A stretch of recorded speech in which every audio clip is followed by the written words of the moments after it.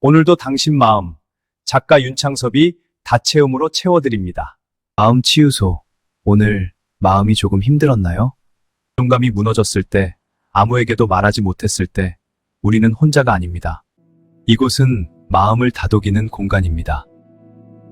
비교, 외로움, 상처, 그 감정을 천천히 풀어냅니다. 자존감 회복 이야기, 혼자일 때 듣는 위로, 마음이 무너졌을 때 필요한 말.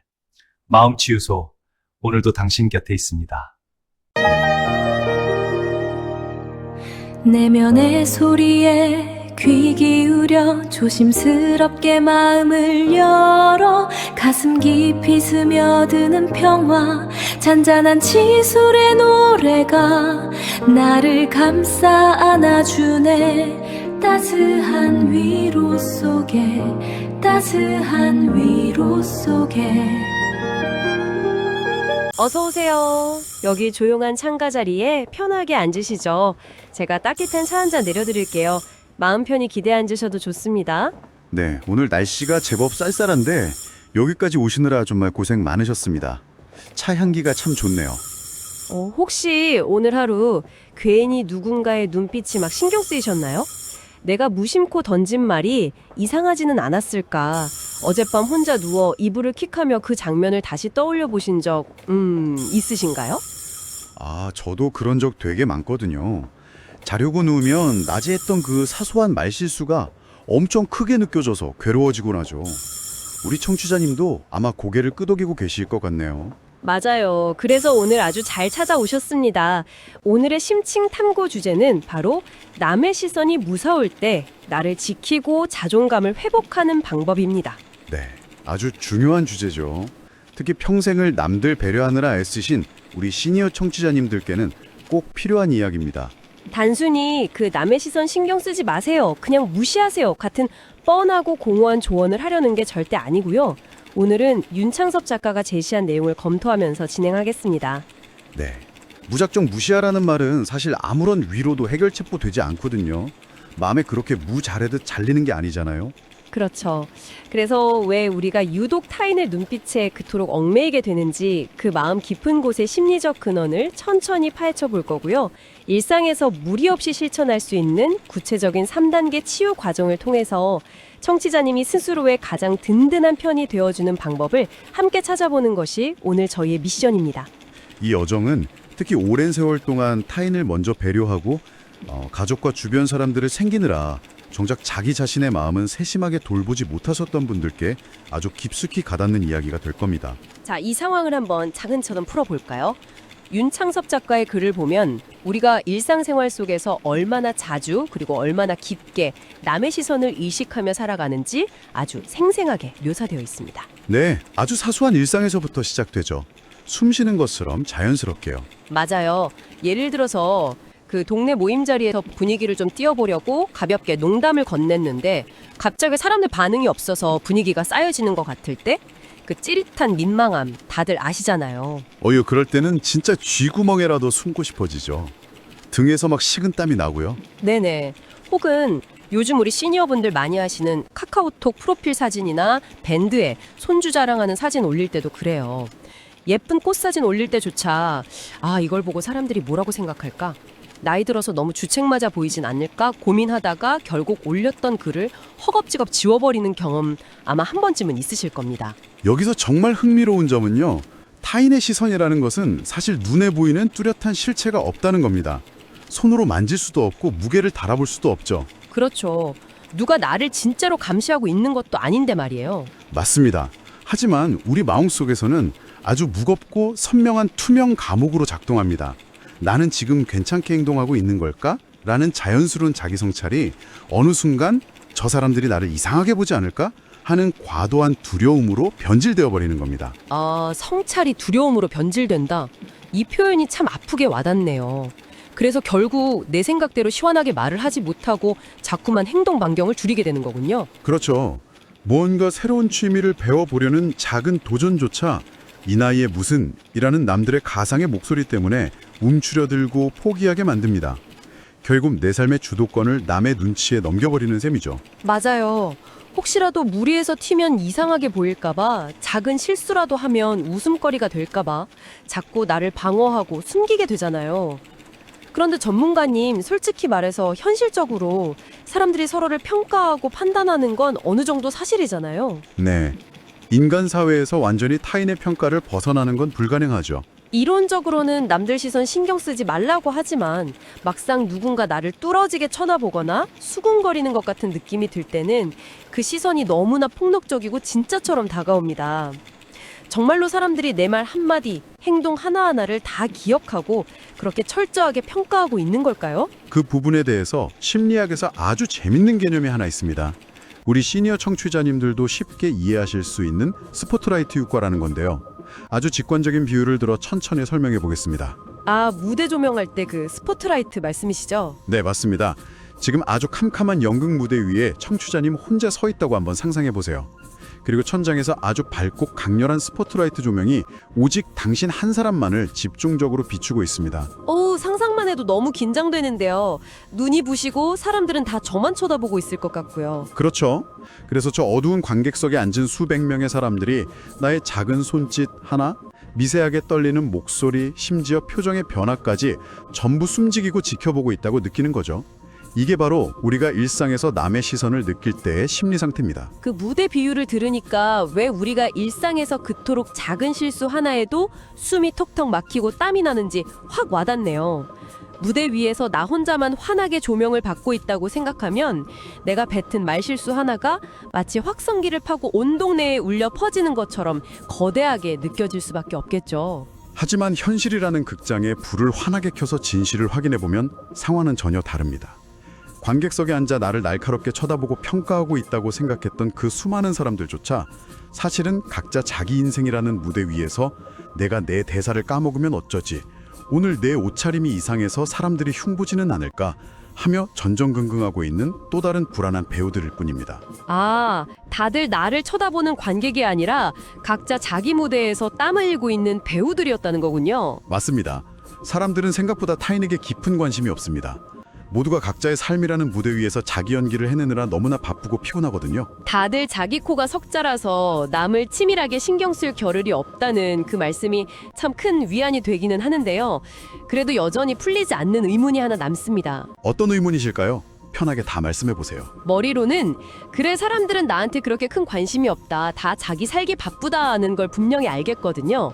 그런데 막상 동네에서 평소 알고 지내던 이웃에게 반갑게 인사를 건넸는데 그 사람이 아주 무표정하고 차가운 얼굴로 휙 지나가 버리면 여전히 가슴이 철렁 내려앉고 상처를 받습니다. 네, 그럴 때 참 민망하고 마음이 안 좋죠. 내가 뭐 실수한 게 있나? 나를 무시하는 건가? 하면서 밤새 그 짧은 철라를 곱씹게 되고요. 남들이 별 관심 없다는 걸 머리로는 아는데도 왜 이렇게까지 상처를 깊게 받는 걸까요? 이걸 더 큰 그림과 인간의 본성이라는 측면에서 연결해 보면 아주 명확해집니다. 우리가 타인의 시선을 두려워하는 그 마음, 아주 깊은 밑바닥에는 단순히 쳐다보는 것 자체가 무서운 게 아니라 거절에 대한 원초적인 두려움이 숨어 있기 때문입니다. 아, 단순히 눈빛이 아니라 거절이 두려운 거였군요. 네, 내가 속한 사회나 무리해서 인정받지 못할까 봐, 혹은 사람들에게 미움받고 쓸모없는 존재로 전락해서 홀로 남겨질까 봐 두려워하는 생존 본능과 깊이 맞닿아 있는 것이죠. 인간은 본질적으로 누군가와 끊임없이 관계를 맺으며 살아남아야 했던 사회적 동물이니까요. 그렇군요. 내 인사를 받아주지 않은 이웃의 차가운 눈빛 뒤에 너는 우리 무리에서 배제될 거야 라는 거절의 메시지가 숨어 있을까 봐 본능적으로 두려워했던 거네요. 결국 인정받고 싶고 어딘가에 소속되고 싶은 그 따뜻한 마음이 우리를 시선의 노예로 만드는 거네요. 정말 정확한 짚어주심입니다. 물론 타인의 반응이 우리에게 중요한 사회적 정보를 제공하는 것은 맞습니다. 문제는 그 타인의 반응이 내 존재 가치를 판단하는 유일하고 절대적인 기준이 되어버릴 때 발생합니다.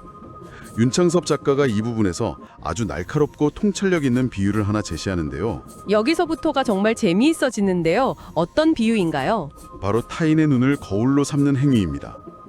우리는 보통 매일 아침 자신의 겉모습이 단정한지 확인하기 위해 거울을 보지 않습니까? 네, 외출하기 전에 옷매무새나 표정을 확인하려고 당연히 거울을 보죠. 얼굴에 뭐 묻은 건 없는지 확인도 하고요. 그런데 만약 내 존재의 가치나 마음의 상태를 확인하기 위해 들여다보는 그 거울이 나 자신의 단단한 내면이 아니라 다른 사람의 시선이라면 어떨까요? 타인의 눈이라는 거울은 결코 평평하고 객관적이지 않습니다. 시시각각 변하죠. 아, 거울 자체가 평평하지 않다는 말씀이군요. 네, 그 사람의 그날 컨디션, 살아온 배경, 심지어 그날 아침에 가족과 다투고 나와서 기분이 아주 언짢은 상태일 수도 있습니다. 거울 자체가 아주 심하게 일그러져 있다는 뜻입니다. 방금 제가 말씀드린 그 인사 안 하고 지나간 이웃의 예시를 여기에 대입해 보니까 상황이 너무 명확해지네요. 그 이웃은 그냥 오늘 아침에 병원에서 건강검진 결과가 안 좋게 나와서 혹은 개인적인 고민이 너무 깊어서 기분이 안 좋았던 것뿐일 수 있잖아요. 네, 충분히 그럴 수 있죠. 나침반에 고장난 게 아니라 거울이 흔들린 겁니다. 그 사람의 거울이 일그러져 있던 건데 저는 그 일그러진 거울에 제 자신을 비춰보고는 아, 내가 매력이 없고 별로인 사람이라 저 사람이 나를 무시하는구나 하고 제 존재 가치까지 스스로 깎아내리고 있었던 거네요. 맞습니다. 일그러진 거울에 내 존재 전체를 평가받도록 내버려 두니까 우리의 마음이 평생토록 불안할 수밖에 없는 겁니다. 누군가가 무심코 찡그린 표정 하나에 내 하루의 기분이 완전히 망가지고 지나가듯 던진 가시돋친 말 한마디에 내 존재 자체가 통째로 부정당한 것처럼 자존감이 바닥으로 무너져 내리는 이유가 바로 여기에 있습니다. 생각해보면 정말 억울하고 안타까운 일입니다. 타인의 시선이라는 건 결국 그 사람의 기분이나 그 사람만의 좁은 기준과 취향일 뿐인데 우리는 그걸 마치 나에 대한 객관적이고 절대적인 진실인 것처럼 착각하며 살아왔다는 거니까요. 네, 아주 중요한 포인트입니다. 남의 시선은 결코 나에 대한 진실이 될 수 없어요. 이 심층 탐구를 듣고 계신 청취자님, 방금 나온 이 말씀을 꼭 기억하셨으면 좋겠습니다. 누군가 당신을 못마땅하게 본다거나 차갑게 대한다고 해서 당신이 가치 없고 못난 사람이 되는 건 절대 아닙니다. 그건 그냥 그 사람의 사정이고 그 사람의 기분일 뿐 당신이라는 사람의 진짜 고귀한 가치와는 아무런 상관이 없어요. 그 사실을 머리뿐만 아니라 마음으로 온전히 받아들이는 것이 치유를 향한 첫걸음입니다. 마음의 평온을 찾아서 따스한 햇살 아래 머물러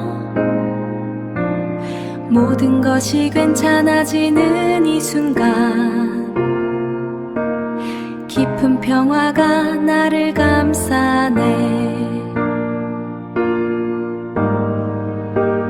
자, 이쯤에서 우리 청취자님께 아주 조심스럽지만 핵심적인 질문 하나를 던져보고 싶습니다. 네, 어떤 질문일까요? 혹시 당신이 그토록 남의 시선을 두려워하고 조심하며 살아오신 이유가 마음 깊은 곳에서 나는 완벽해야만 사랑받을 수 있다.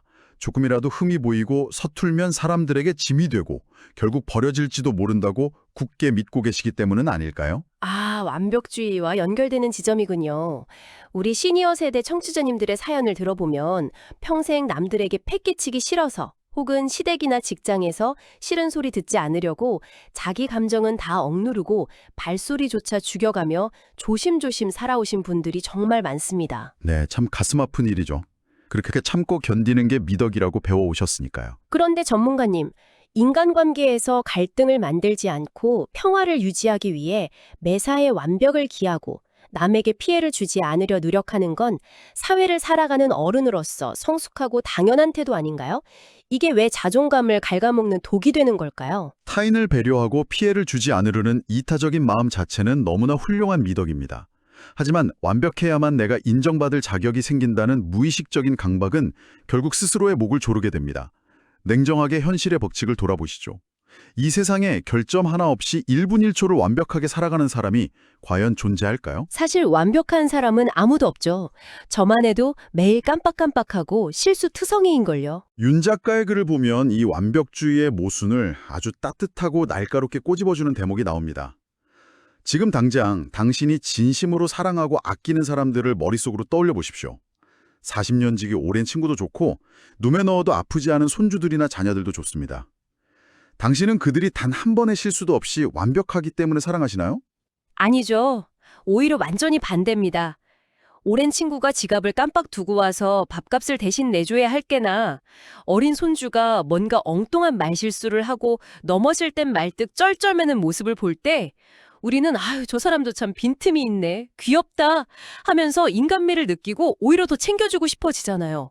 바로 그 이중잣대가 핵심입니다. 내가 사랑하는 사람들의 빈틈과 서툰 실수는 그렇게 너그럽게 품어주시고 오히려 인간적이라면 좋아하시면서 왜 유독 나 자신에게만은 그렇게 가혹하고 날카로운 완벽의 잣대를 들이대며 매일같이 채찍질을 하시는 걸까요? 나에게만 들이대는 잔인한 이중잣대. 말씀을 듣고 보니 타인의 시선이 두려운 진짜 이유는 단순히 저 바깥에 있는 사람들이 나를 흉볼까 봐서가 아니었네요. 내 마음속에 아주 엄격하고 무서운 재판관이 한자리 차지하고 앉아서 한시도 쉬지 않고 나를 감시하고 비판하고 있었기 때문에 다른 사람들의 평범한 눈빛조차 나를 찌르는 창처럼 느껴졌던 거군요. 그렇습니다. 내면의 비판자가 너무 강하기 때문에 외부의 시선에 그토록 취약해지는 것이죠. 뿌리가 흔들리니 바람에 쉽게 넘어가는 겁니다. 그렇다면 이 모든 게 우리 삶에 어떤 의미가 있을까요? 이 무서운 시선의 감옥, 그리고 나를 옥죄는 내면의 재판관으로부터 벗어나 내 진짜 자존감을 지켜낼 구체적인 방법이 필요하겠죠. 윤창석 작가가 제시하는 우리 일상생활에서 당장 오늘부터 무리 없이 실천할 수 있는 자존감을 살리는 3단계 치유 과정을 아주 천천히 하나씩 짚어보겠습니다.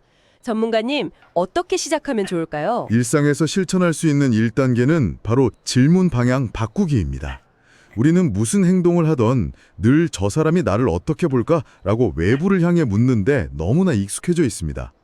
이제 이 질문의 화살표 방향을 바깥에서 내 안으로 완전히 180도 틀어버리는 연습을 시작해야 합니다. 저 사람이 나를 어떻게 볼까가 아니라 나를 향한 질문으로요. 네, 저 사람이 나를 어떻게 볼까 대신 나는 지금 나를 어떻게 보고 있나로 말이죠. 나는 나를 어떻게 보고 있나?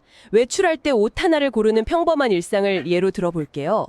예전 같으면 화사한 원피스를 입고 싶다가도 동네 사람들이 내 옷차림을 보고 나이가 못한다고 수군거리지 않을까? 걱정하면서 그냥 칙칙한 옷으로 갈아입었을 텐데요. 네, 아마 많은 분들이 그렇게 본인 취향을 포기하셨을 겁니다. 질문을 바꾸게 되면 내가 이 옷을 입었을 때 내 기분은 어떤가? 화사한 색깔을 보니 내 마음이 편안하고 즐거운가? 거울 속 내 모습이 내 마음에 쏙 드는가? 이렇게 묻게 되겠네요. 남들의 평가 이전에 내 기분과 내 판단을 가장 1순위로 존중해주는 연습. 마음의 중심이 타인에게서 나에게로 훅 옮겨오는 기분입니다. 정확한 적용입니다. 타인의 취향이 아닌 나의 취향을 묻는 것부터가 정신적 독립의 시작이죠. 이어서 2단계는 의도적으로 작은 실수 허용하기입니다. 앞서 우리가 완벽해야만 한다는 강박에 대해 길게 이야기 나누었죠? 네, 그 완벽주의가 우리를 갉아먹는다고 하셨죠? 이 단단한 강박을 깨려면 머리로만 이해할 게 아니라 일상에서 작은 실수를 직접 경험해보고 내가 완벽하지 않고 조금 실수해도 세상에 무너지지 않네, 사람들이 나를 안 버리네 라는 사실을 뇌에 직접 가르쳐줘야 합니다. 이거 정말 재미있고 신선한 접근이네요. 일상에서 일부러 나의 빈틈을 만들어보고 실험해보는 거군요. 실생활에서 해볼 수 있는 게 뭐가 있을까요? 아주 사소한 것부터 해보시면 됩니다. 예를 들면 아침에 동네 산책 나가실 때 색깔이 아주 살짝 다른 짝짝이 양말을 신고 나가보는 건 어떨까요? 길 가는 사람들은 당신의 양말이 짝짝이인지 아닌지 아무런 관심이 없을 겁니다. 나만 아는 이 작고 귀여운 일탈을 통해서 조금 틀려도 완벽하지 않아도 아무 일도 일어나지 않는다는 걸 몸소 체험해보는 거죠. 아주 훌륭하고 귀여운 실천법입니다. 또 다른 예를 들자면 동네 카페에 가서 젊은 점원에게 커피를 주문하다가 메뉴 이름이 영어나 외래어라 어려워서 말이 조금 꼬였을 때를 상상해 보시죠. 아우, 그럴 때 우리 시니어분들 엄청 당황하시거든요. 뒤에 젊은 사람들 줄 서 있으면 더 식은땀 나고요. 예전 같으면 아이고 내가 나이를 먹어서 말귀도 못 알아듣고 민폐를 끼치네 하며 얼굴을 붉히고 종일 자책하셨을 겁니다. 하지만 이제는 그러는 대신 아이고 제가 오늘 마음이 급해서 입이 마음대로 안 움직이네요 하며 허허 웃어 넘겨보는 겁니다. 아, 자책하는 대신 그냥 쿨하게 인정하고 웃어버리는 거군요. 네, 조금 서툴러도 괜찮다. 실수하며 당황하는 내 모습도 인간적이고 꽤 귀엽지 않은가라며 스스로에게 너그러운 시선을 보내는 연습을 매일 조금씩 쌓아가는 겁니다. 짝짝이 양말 신고 당당하게 걷기, 말 실수하고 쿨하게 웃어 넘기기. 생각보다 전혀 어렵지 않은 실천들이라 당장 오늘부터라도 해볼 수 있겠네요. 그럼 가장 중요해 보이는 마지막 3단계는 무엇인가요? 3단계는 어쩌면 우리 사회의 오랜 문화 속에서 가장 받아들이기 어렵고 고통스러운 과정일 수도 있습니다. 바로 세상 모든 사람에게 좋은 사람이 될 필요는 결코 없다는 진실을 마음 깊숙이 받아들이는 겁니다. 착한 사람 컴플렉스, 좋은 사람 컴플렉스에 대한 이야기군요.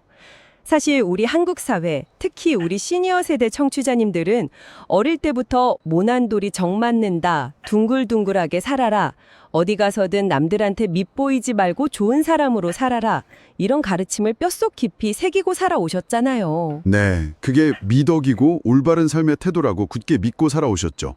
그래서 가족 모임이든 동창회든 항상 내 주장보다는 남들 의견에 맞추고 행여나 누군가 기분 상해서 갈등이 생길까봐 내가 꾹 참고 희생하는 걸 당연한 미덕이자 훌륭한 인성이라고 믿어왔거든요. 이걸 하루아침에 내려놓기가 정말 쉽지 않을 것 같아요. 죄책감마저 드실 수도 있고요. 타인과 평화롭게 지내려는 그런 부드러운 태도가 관계의 윤활유 역할을 하는 것은 부정할 수 없는 사실입니다. 하지만 냉정하게 현실의 법칙을 직시해 볼까요? 100명의 사람이 모여 있다면 그 100명 모두에게 한결같이 사랑받고 인정받는 사람은 인류 역사상 단 한 명도 없었습니다. 하긴 아무리 훌륭한 위인이라도 안티는 다 있더라고요. 맞습니다. 나를 좋아하는 사람이 존재한다면 나와 본질적인 결이 안 맞아서 혹은 정말 아무 이유 없이 나를 싫어하고 오해하는 사람도 반드시 존재하는 것이 인간사의 자연 법칙입니다. 그런데 남들의 다양한 입맛에 다 맞추려고 이리저리 내 모습을 깎아내고 가면을 바꿔 쓰다 보면 결국 나 자신이라는 존재는 다 닳아 없어지고 껍데기만 남게 됩니다. 빈 껍데기만 남는다. 정말 무서운 말이네요. 타인 모두에게 좋은 사람이 되려다가 정작 세상에서 가장 소중한 나 자신과 가장 멀어지게 되는 끔찍한 비극이 발생하는 거죠. 모든 사람을 만족시키려는 건 애초에 수학적으로 불가능한 미션이었네요. 세상에 나랑 안 맞는 사람 한두 명쯤 있는 건 비가 오고 눈이 오는 것처럼 너무나 당연한 건데 굳이 나를 싫어하는 그 사람의 마음까지 돌려놓으려고 내 소중한 감정과 에너지를 낭비하며 전전긍긍할 필요가 없다는 말씀이 가슴을 울립니다. 네, 그럴 에너지가 있다면 나를 사랑해주는 사람들에게 쓰는 게 훨씬 가치 있죠. 맞아요. 그냥 내 곁에 있는 사람들, 나의 서툰 모습까지도 있는 그대로 아껴주는 사람들에게 다정함을 베풀기에도 우리에게 남은 인생의 시간은 너무나 아깝고 소중하니까요. 미워하는 사람 눈치 보느라 시간 낭비하지 말아야겠어요. 그렇습니다. 그래서 작가는 이 길고 깊은 치유의 과정을 하나의 문장으로 아주 명확하고 단단하게 갈무리합니다. 자존감은 결코 타인의 눈빛이라는 불안정한 토양에서는 자라나지 않습니다. 자존감은 오직 자기 이해라는 굳건한 땅에서만 흔들림 없이 뿌리를 내릴 수 있습니다. 자기 이해라는 굳건한 땅, 정말 멋진 표현이네요. 타인이 나를 어떻게 평가하느냐에 목을 매는 대신 내가 나를 얼마나 깊이 이해하고 부족한 모습까지 보듬어 주느냐, 오직 그것만이 비바람에도 무너지지 않는 진짜 자존감을 만듭니다. 나 자신이 나의 가장 다정한 친구가 되어주어야 하는 거죠. 오늘 참 많은 위로와 깨달음이 교차하는 심층 탐구 시간이었습니다. 혹시 지금 이 순간에도 타인의 시선과 평가가 커다란 돌덩이처럼 무겁게 느껴지시나요?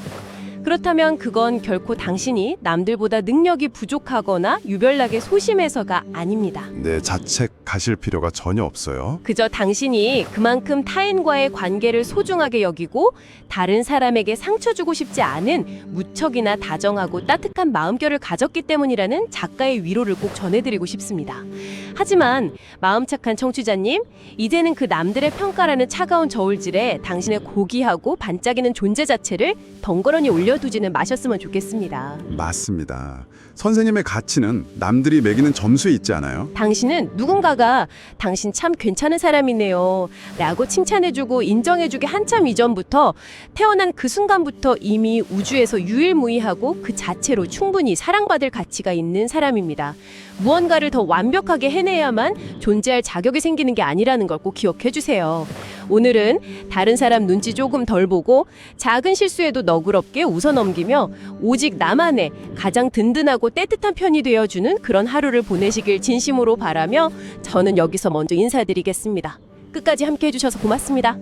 차가 아주 달고 따뜻했네요. 이 이야기는 우리에게 아주 중요한 질문 하나를 남깁니다. 방송을 끄시기 전에 한번 눈을 감고 편안하게 상상해 보시겠습니까? 지금까지 살아오면서 당신이 남들이 나를 어떻게 생각할까를 걱정하고 방어하느라 소모했던 그 엄청난 마음의 에너지가 있을 겁니다. 다음 시간엔 더 깊은 이야기로 찾아뵙겠습니다. 구독과 좋아요 잊지 마세요. 만약 오늘부터 그 에너지를 모두 거두어들여서 오직 내 안에 숨겨진 진짜 즐거움은 뭘까? 내가 눈치 보지 않고 정말로 해보고 싶은 것은 무엇일까? 하며 당신 자신을 다정하게 관찰하는데 온전히 쏟아붓는다면 당장 내일 당신의 평범했던 일상에는 과연 어떤 놀라운 마법이 펼쳐질까요? 오늘 밤 잠자리에 드실 때는 타인의 차가운 눈빛을랑 다 잊어버리시고 당신을 위해 펼쳐질 그 설레는 마법을 상상하며 기분 좋게 잠드셨으면 좋겠습니다. 저도 편안한 마음으로 물러가겠습니다. 긴 하루의 짐을 내려놓고 이제 너의 마음을 안아주렴. 따스한 위로 속에 편안한 꿈을 꾸려. 인도사의 역사비사와 다채움의 마음 치유소를 구독과 좋아요 많이 해주세요.